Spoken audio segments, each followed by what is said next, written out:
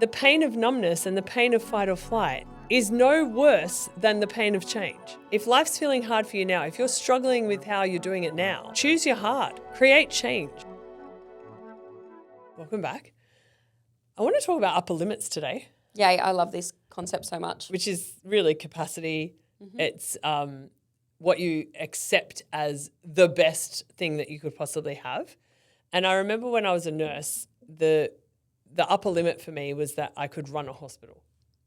Yeah. Right? Like it was like I can be a nurse, then I can be a nurse unit manager, then I can be a nurse manager, then I can be a hospital deputy director of nursing, and then I can be the director of the hospital.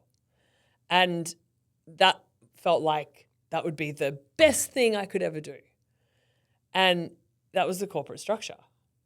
That was the upper limit. Yeah, I'm going to climb this particular ladder. Correct. And I think that when you have an upper limit, it doesn't matter how expansive it is, it's still a cap on potential. Yes. Yes. Yeah? Like if you say you want to be a millionaire, that feels like a big goal to someone who's just starting out in business. Yet it caps them at $1 million. Yeah. If you say you want to be a billionaire, it caps you at $1 billion. If you say you want to be a trillionaire, like finally Elon Musk has become a trillionaire, like other people didn't even believe that was possible, but he knew it was possible. Yeah, and he went and did it. It's the concept of like a strategy to help people do this would be write down or brain dump everything that you want. What is everything that you want right now within your current awareness? And then sit with the pondering of. Yep. Once you have all of that, then what do you want? So what do you want to want? And I remember doing this. I went to a personal development event with Simon, and it was the second time I did a firewalk. And before the firewalk, you had to write down everything you want. And he gave you 3 minutes. And it had this, like it had been a high energy day, and there was this high energy, intense music playing. And it was write down, go as fast as you can because there's so much you want in life, write it all down. And I remember scribbling the entire time, and I'd done a bit of work, and there was a couple of people there that had never really been to one of those events. They struggled a little bit more. However, I wrote down 4 or 5 pages of stuff that I want. And then he said, now look at it, and if you had all of that, write down the 5 things you actually want. And it was like, whoa. And then you walked across the fire with the things that you actually wanted in mind. And it was such a great experience of, oh my gosh, what I thought I could have, there's so much more than that. Yes. And it's that, blowing the roof off the upper limit kind of thing. And I think that when people have this, it's related to, where their upper limit is related to their unconscious programming. Absolutely it is. It's like, what do you allow yourself to have? Yeah. And if you grew up in a house that struggled financially, then your upper limit is likely to be slightly higher than that, although still low. Yeah. If you grow up in a family that had lots of money but no emotional support, you may go the other way and put your ceiling lower and say money causes problems and I want my ceiling lower than that. Yeah. If you've grown up in a family where there was lots of trauma, your upper limit may be I'm never going to be around anyone that takes risks. Yeah. And all of these things limit you. And all of those limits are coming from the unconscious mind. Yeah. And there's a thing called polyvagal theory, right?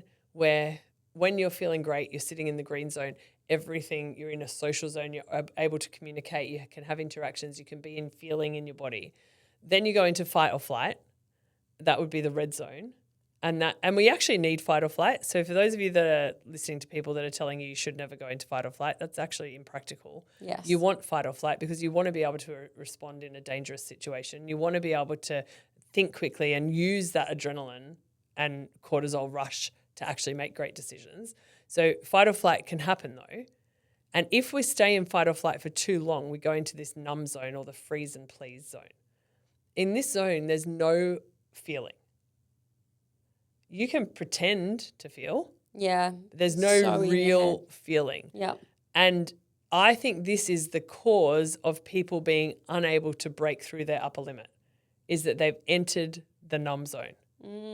So they can think their way through problems. Yes. They can say all the right things. They can almost do all the right actions as well. Yeah, because it's learnt. They can imitate. So it's not coming from a feeling, it's coming from knowledge. Yep. However, they'll never break through that ceiling or that upper limit until they're feeling it. Yeah, until their nervous system is actually like, oh, it's safe. That's quite a good little thing, Yeah. To break through the ceiling, you have to have feeling. Little rhyme for everyone. So the thing is that when you start to get into fight or flight, some people are resistant at that level. Yes. They're like, I don't ever want to be in fight or flight, so I'm just going to stay the same. Yep.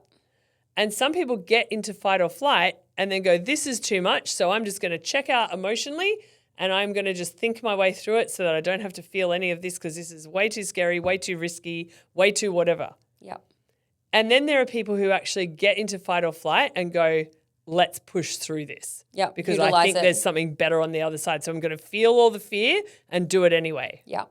Yeah. That was the name of a book a long time ago, I think by a lady called Joyce Meyer. And it was an interesting book, right? Because it was feel the fear and do it anyway. I love that you remember I think that. Brene Brown has written a book that's called that as well. Dare to lead or, yeah. Which is essentially the same thing, yeah. right? However, the thing is what you'll do, because your unconscious mind loves staying the same. Yes. And what it thinks is safety is to stay the same. Yeah? Which is why women who are in abusive relationships stay. Yeah, or recreate it. Or create it again in the next partner because it's what feels safe for their brain. It's Yep. not what they think is safe. It's not what they know is safe. It's not what they even feel inside them is safe. It's what their unconscious mind has learnt is safe. I feel like that's a really clear, like I'm really glad that you defined that then. Yeah. And I want to say even when we're talking about like your upper limit, it's not your conscious desire. No. You most likely desire way more. It's that set point of what you're actually allowing yourself to have. It's like the barrier. It's the wall that you keep crashing into when you feel stuck. That's your upper limit, right? And so naturally what will happen is as you get close to the wall that you want to break through, you're going to start self-sabotaging. Yep, red line of doom. Because, it is the red line of doom. Because you're in this space where it's like it hurts to move forward and it hurts to stay the same, but at least I know what it's like to have the life I have now, so I'll just choose that hurt anyway. Yeah, and I think the thing is in that moment, you actually are unaware of how much more hurt until it changes, whereas you are aware of like, oh, okay, if I back it off 10 steps, then I'm going to be back to where I was. Yeah, so I'll stay in a marriage where he yells at me because I can deal with the yelling and I know how to get through that.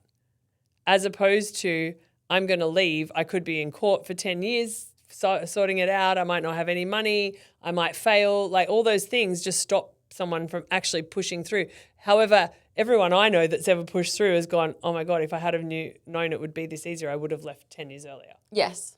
You know? And though it's hard to borrow someone else's story in that moment as well. Correct. And we often say borrow belief. Yes. And people can do that to a point, but they need to access gotta be in your body. Internal stuff. Yeah. You have to be in your body if you're going to borrow someone else's belief. Yes. You have to be able to connect with them so that their belief can carry you through the wall. Yeah.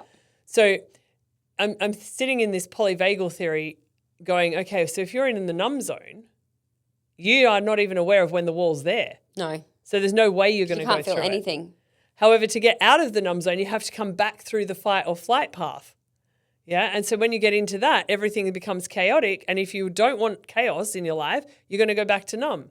And so people keep trying, but they never get back down to the social zone, which is actually where you can make rational decision. It's actually where you can be in your body. You can be calm and grounded and centered. And if you are in your body, you can see the wall and you can logically know that it's going to hurt. Mm-hmm.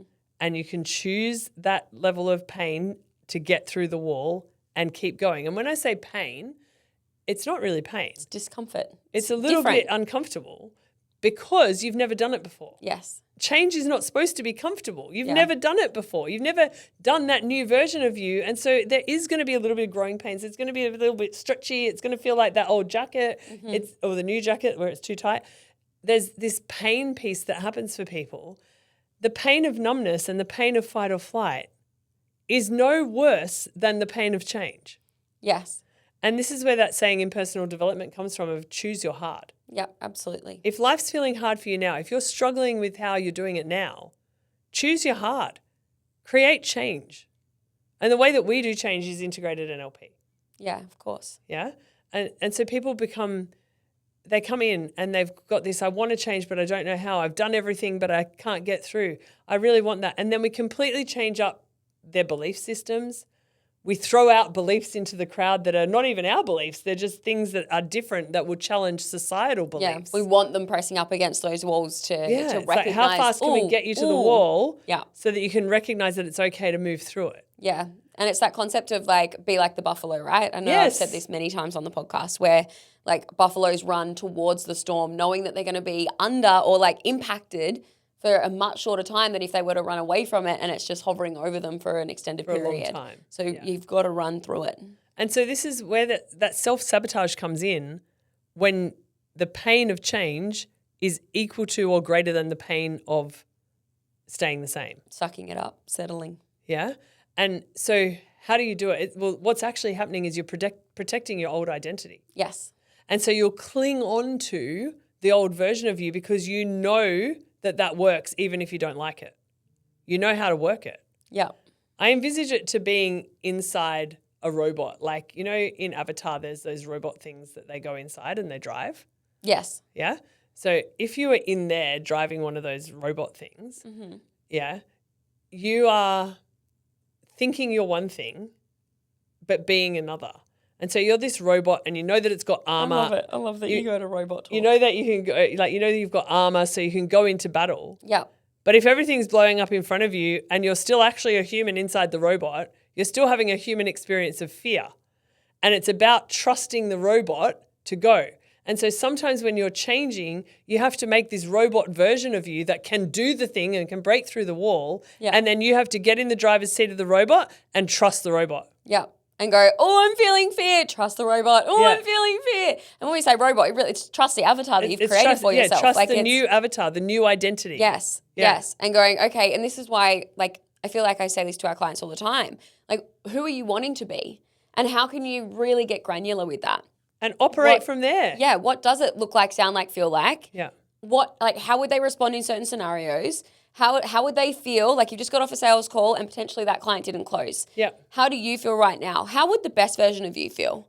Yeah. How would the version of you that has already closed 10 clients feel? Yeah. Like, and how can you access that? And how can you give yourself examples of different scenarios so that you almost have this like, oh, here's my cheat sheet of how I want to be. Yes. And if I've got it here, then I can be it, which is just going to embed it even further. So that when you come up against the wall, you actually have options. Yes. Instead of only having the old identity that goes, oh no, I'm scared, I don't want to do it, you've got the one that's got the bravery and the courage and the willingness to run at it. And so the way that you change this past identity into the new version of you where you have future potential is you create an avatar of yourself and become like it. Yes. And in order to do that, though, you need to be able to create the safety to even look at a different version of what you could be, right? Yeah. Which is where our trainings come in so helpful because it's that ability to loosen the grip on, like, people can get so defensive of their identity. Yeah. And it's like, if you're in an environment like what we intentionally create here, you have an opportunity to go, oh, maybe I can get curious about a different way to do this. Yeah. And you've got an opportunity to essentially try it on around a group of people and go, oh, I can be this person. Maybe I can be a fun person. Yeah. Maybe I can be a loving person. Maybe it is safe to be in my body. Maybe it is safe to challenge somebody respectfully as opposed to needing to go to conflict or whatever the old program is. It's like you get an opportunity to essentially practice it and embody it so that you can then go back into your life and move forward as the new version of you. Yeah. And the thing is when you get to that wall, some people just try to break through it. And they push and push and push and push and push, and it doesn't happen because of that belief system, because of that self-sabotage. When you're fully integrated in who you are and that in yourself right now and in the new version of yourself, you just walk through the wall. Yeah. What did you say earlier? To move through the ceiling, you need feeling. Yeah. It's like, it's actually what it is. To get through the ceiling, you need to have feeling. Yeah. It's so powerful. And it like... So you can't, in other words, you can't think yourself out of the box that you're in. Yes. You have to open the box. So you have to feel the lid and open the box. I love that. I love the visual of that. It's like this little, oh, I can touch it.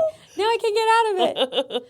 You know, because most people are wandering around not even aware that they're in a box. But they're in a box of their own thinking. They're in a bigger box of societal thinking. Yes. Like there's all these different things that are going on for them.